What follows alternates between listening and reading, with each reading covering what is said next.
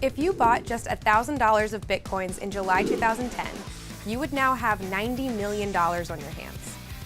From a mere 5 cents a pop 7 years ago, the cryptocurrency has steadily been climbing in value. What's driving Bitcoin's surge in value? One reason could be the recent upgrades to the system. Transactions are faster and fees are lower.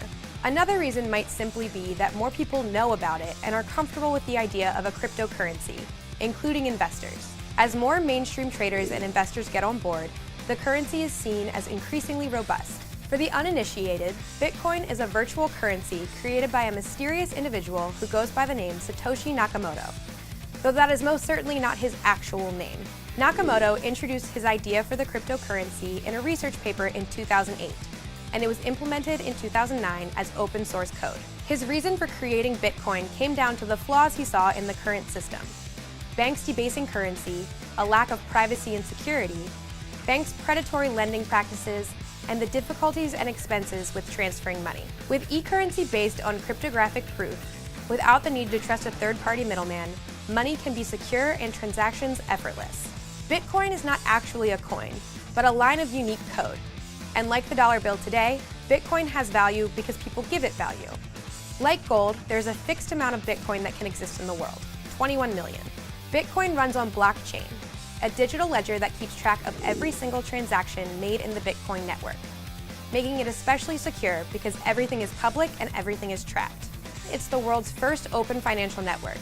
As people become increasingly wary of government control over individual assets, Bitcoin becomes more and more viable, your own personal bank that no one can touch. Your Bitcoin is stored in a wallet. This wallet can be a digital wallet or even a physical one. Wherever you think your unique key, a long string of numbers that is yours and yours alone, will be safest. If you're looking to invest in Bitcoin, you can do so in 3 different ways. Number 1, you can mine your own, which is very difficult.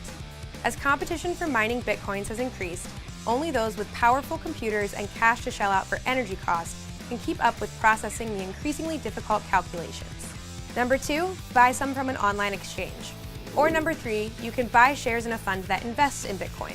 And if you're looking to cash out, you can do so by selling your Bitcoin directly to another user in exchange for another currency or in an online exchange.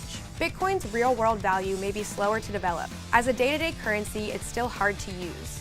While there are some brick-and-mortar establishments that accept the currency, from hotel chains like Howard Johnson to certain restaurants, it's still difficult to use out in the real world. Online, certain goods and services can be bought with the currency. As more companies and retailers begin to recognize Bitcoin's growth, adoption will follow. For now, the currency's value lies in what it's worth, with Bitcoin holders closely watching its value climb, wondering when, if ever, to cash out. For Uproxx, I'm Frankie Greek.